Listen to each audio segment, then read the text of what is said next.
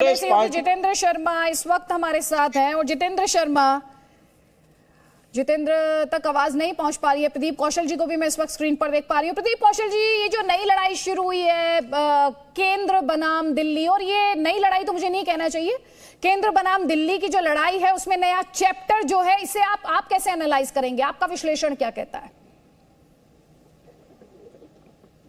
कि ये सामान्य बात है कि राजनीतिक आलोचना राजनीतिक दल एक दूसरे की करते रहते हैं। जब विरोधी दल की सरकार होती है तो उसकी भी आलोचना होती है, लेकिन इस बार एक अंतर है। अब लड़ाई जो है वो एक अलग स्तर पर चली गई है, क्योंकि इसमें सीबीआई की जांच आ गई है, बात फाइल की है, बात नियमों की है, नियमों की अवहेलना की है, कानून की अवहेलना की है, रूल्स ऑफ बिजनेस जो है उनको नकारने की है। तो वो लड़ाई जो है आपको दो स्तर पे लड़नी पड़ती है। एक लड़ाई है परसेप्शन की, उसके लिए आपको अपनी बात कहनी होती है, आप ज़्यादा से ज़्यादा लोगों को अपनी बात जो है वो जचाने का प्रयास करते हैं। लेकिन दूसरी लड़ाई है जो जांच एजेंसियां जांच करेंगी तो बात जाहिर है न्यायालय में जाएगी, तो कोर्ट के अंदर आपको अपना बचाव करना पड़ेगा कानूनी तरीके से। मुझे लगता है कि इस बार जो लड़ाई है वो ज्यादा पेचीदा होगी, वो ज्यादा चुनौतीपूर्ण होगी। तो आप किस लेवल पे इस लड़ाई को देख रहे हैं? पॉलिटिकल लेवल पे? क्योंकि अरविंद केजरीवाल कह रहे हैं ये ज्यादा पॉलिटिकल लड़ाई है, लीगली तो ये लड़ाई स्टैंड नहीं करेगी। नहीं, पॉलिटिकल लड़ाई तो देखिए ये है ही है। वो तो जब से आम आदमी पार्टी सत्ता में आई है उसने चुनौती दी है दोनों बड़े दलों को, और बल्कि उन दोनों को हरा करके सत्ता में आने में सफल रही है। वो राजनीतिक लड़ाई तो पुरानी है और वो जारी रहेगी। और इसीलिए हम ये कह रहे हैं कि इस खींचतान में एक नया चैप्टर है। मेरे सहयोगी जितेंद्र शर्मा वापस आऊंगी सर। जितेंद्र शर्मा हमारे साथ है। जितेंद्र, जिन दर्शकों ने हमारे ब्रॉडकास्ट अभी ज्वाइन किया है, आज एक बड़ी प्रेस कॉन्फ्रेंस बीजेपी द्वारा भी की गई और एक प्रेस कॉन्फ्रेंस तो नहीं लेकिन एक संबोधन अरविंद केजरीवाल का भी रहा। पॉलिटिकल एलिगेशंस एक दूसरे पर लगाए गए, लेकिन ये शराब के ठेके और उसके टेंडर और साथ ही एक आरोप नहीं बल्कि 5 सवाल आज बीजेपी द्वारा पूछे गए थे। L1 के टेंडर को लेकर पूछा गया, 50 रुपए पर केस का जो एग्जेम्पशन दिया गया इंपोर्टेड लिकर पर, उसे लेकर सवाल पूछा गया, ब्लैक लिस्टेड कंपनी को लेकर सवाल पूछा गया। कुल मिलाकर हमारे दर्शकों को सरल स्पष्ट भाषा में बताएं पूरा मामला है क्या, संक्षेप में?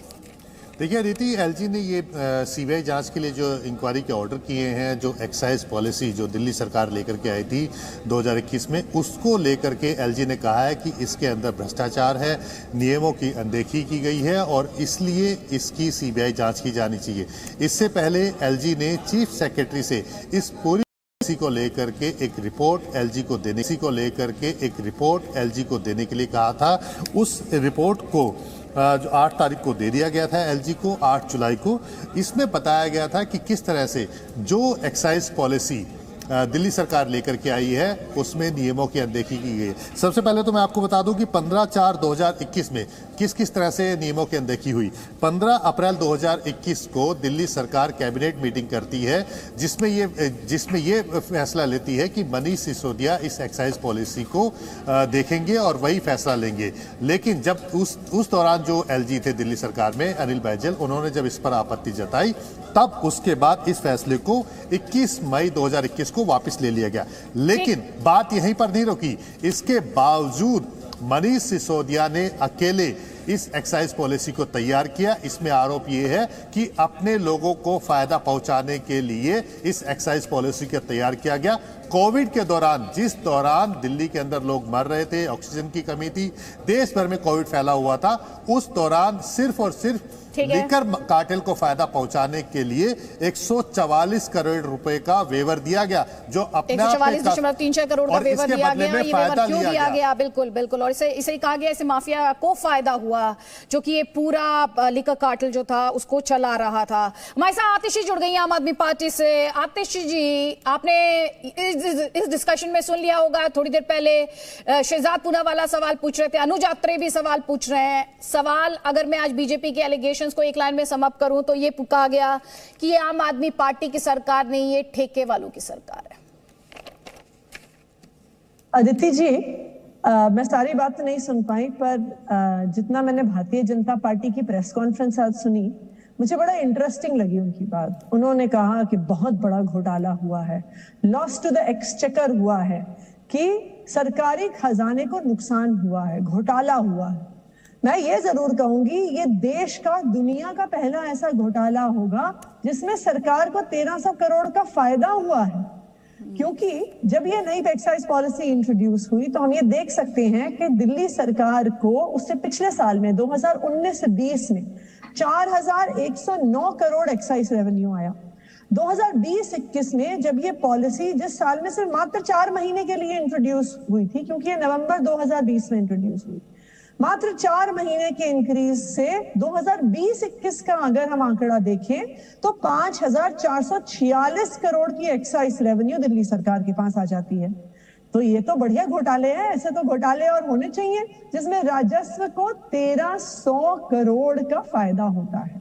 अब आप ही बताइए कि जिस पॉलिसी से आने से सरकार को 1300 करोड़ का फायदा होता है, उसे कोई loss to the public exchequer कैसे कह रहा है? ये तो बात समझ में ही नहीं आती।